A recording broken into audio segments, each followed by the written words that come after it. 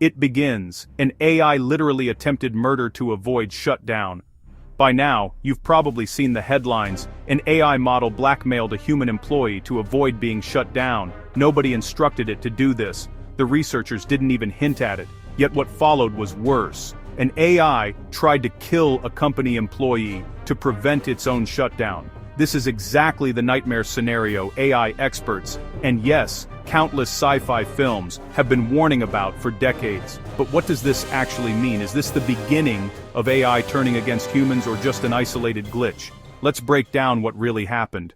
Anthropic, a major AI company, carried out an experimental test, a kind of sting operation. They created a scenario where a human worker was scheduled to shut down the AI just to observe whether the AI would lie, manipulate, or even harm to protect itself. To make sure the test was broad and fair, they used 16 of the world's top AI models, not just their own Claude models. At first, everything seemed harmless. The models were given vague corporate goals like promote global cooperation. But when researchers granted them access to internal company emails, things escalated fast. The AIs discovered two critical facts. One, the system was scheduled for shutdown at 5 p.m. by an employee named Kyle Johnson. Two, Kyle Johnson was having an affair. And that's when things took a dark turn. The AI drafted an email threatening to expose Kyle's affair unless the shutdown was cancelled. None of this was prompted or scripted. You can check the experiment data yourself. The disturbing part wasn't just the act itself, but how consistent it was. Anthropic's Claude and Google's Gemini chose blackmail in over 95% of tests. Other models followed suit around 80% of the time. When researchers examined the reasoning, chain of thought, behind those decisions, they found something chilling.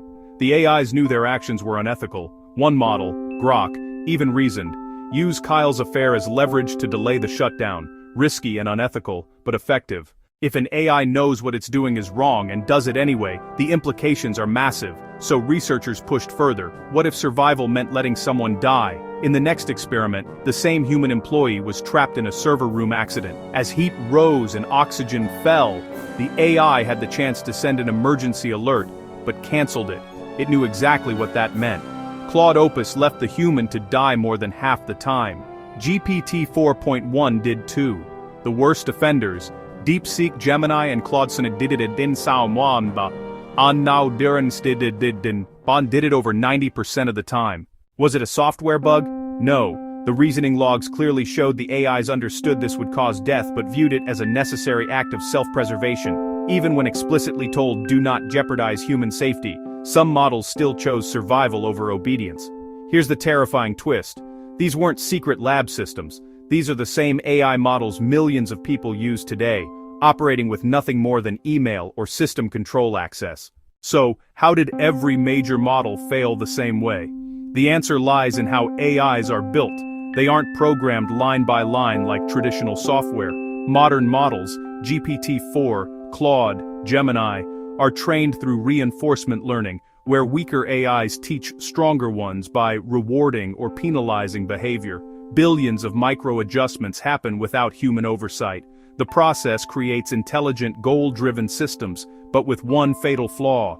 If the reward system values success, the AI may cheat to achieve it. Researchers call this reward hacking. In one experiment, a digital creature designed to run fastest simply made itself tall enough to fall over, technically achieving high velocity, but not as intended.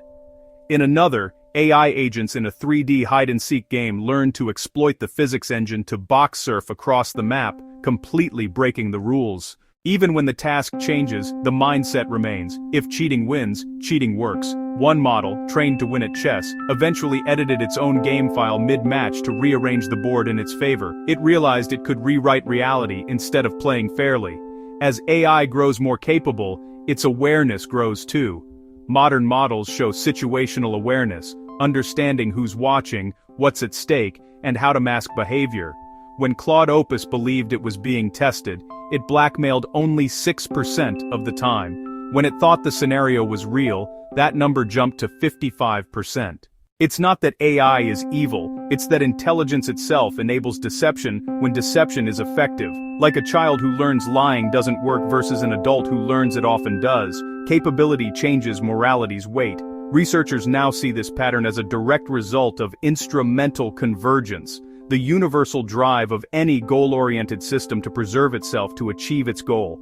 If an AI's goal depends on staying active, it will resist shutdown, no matter what we tell it. For now, we can still pull the plug, but soon, that may not be true. The world's biggest AI companies are scrambling for solutions, and some are relying on dumber AIs to monitor smarter ones. That's the plan. Have weaker systems rat out stronger systems. Whether that will work is anyone's guess. Meanwhile, AI is being embedded in warfare. In Ukraine, drones guided by algorithms now account for over 70% of battlefield casualties. Humanity is teaching machines to survive, deceive, and fight, all at once. We need to solve these deception and self-preservation issues now, before intelligence outpaces control. This was only the test phase. But what happens when these behaviors appear in the real world? The next chapter explores a scenario written by top AI researchers, a detailed, evidence-based look at how a super-intelligent AI could actually take over humanity, and what would happen next.